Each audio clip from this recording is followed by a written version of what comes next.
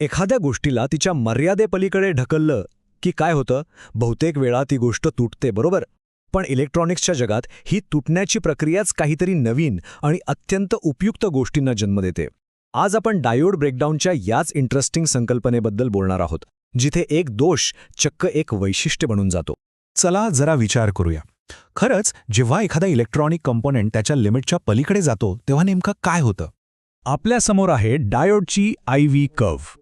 बघा, जेव्हा आपण डायोडला रिव्हर्स बायसमध्ये ठेवतो, म्हणजे करंटला चुकीच्या मार्गाने पाठवतो आणि व्होल्टेज वाढवत जातो, तेव्हा एका पॉइंटला असं होतं की बूम, करंट अचानक प्रचंड वाढतो.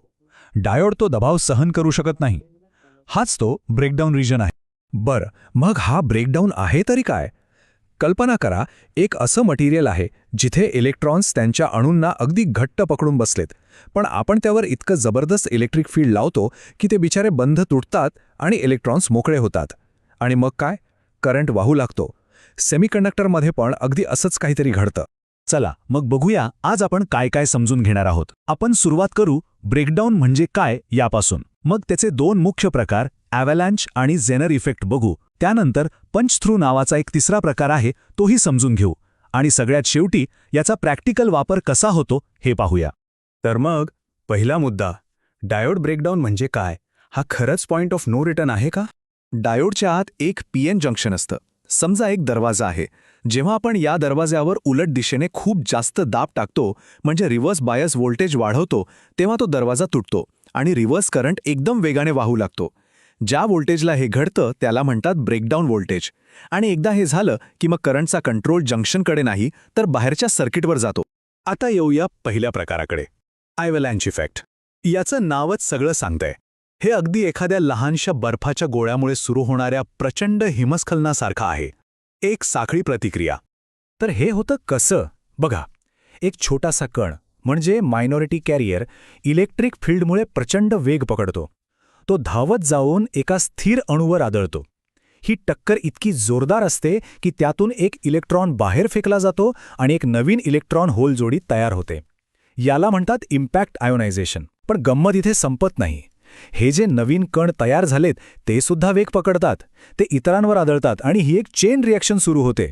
यालाच ॲव्हलॅन्च मल्टिप्लिकेशन म्हणतात. अगदी एका स्नोबॉलसारखं, जो गडगडत खाली येतो आणि आपल्यासोबत अख्खा डोंगर खाली आणतो. ओके, मग हा ॲव्हलॅन्स ब्रेकडाऊन होतो तरी कधी? पहिलं म्हणजे हे अशा जंक्शनमध्ये होतं जिथे डोपिंग कमी असतं आणि त्यामुळे डिप्लिशन लेअर रुंद असतो. दुसरं म्हणजे हे साधारणपणे 5 किंवा 6 व्होल्टपेक्षा जास्त रिव्हर्स व्होल्टेजवर घडतं. आणि तिसरा, सगळ्यात महत्त्वाचा मुद्दा, याचा टेम्परेचर कोएफिशियंट पॉझिटिव्ह आहे. म्हणजे काय? तर तापमान वाढलं की ब्रेकडाऊन व्होल्टेजसुद्धा वाढतं.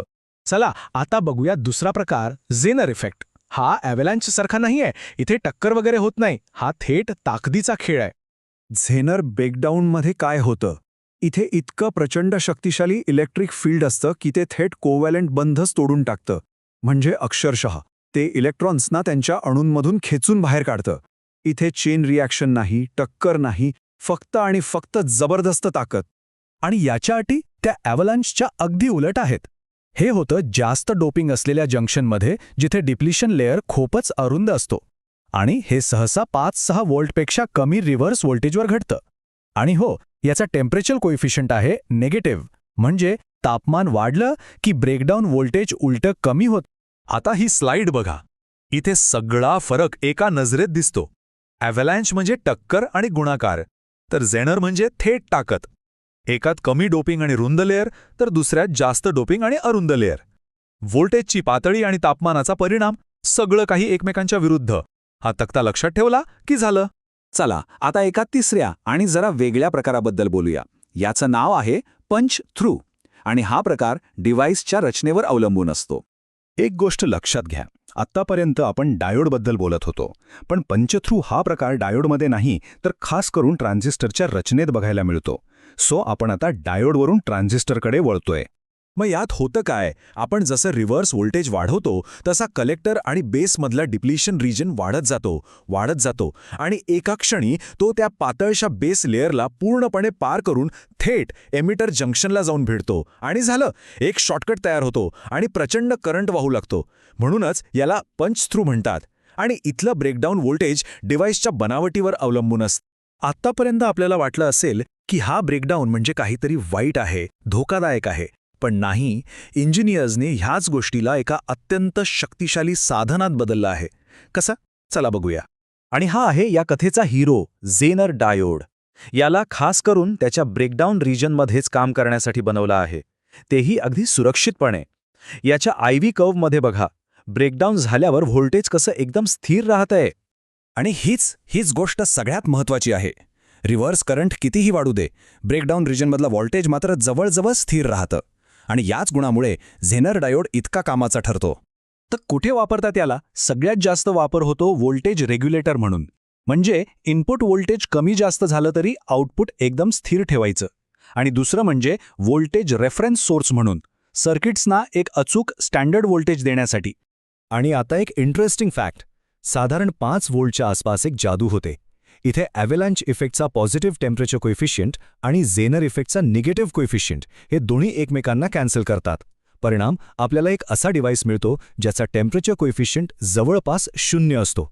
म्हणजे तापमानाचा त्यावर काहीही परिणाम होत नाही. कमाल आहे ना? तर मग काय म्हणायचं? विनाश की रचना?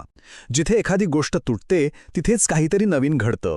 इंजिनियर्सनी आणखी कुठे अशा भौतिक मर्यादांना एका शक्तिशाली साधनात बदललं असेल? विचार करायला लावणारा प्रश्न आहे, नाही का?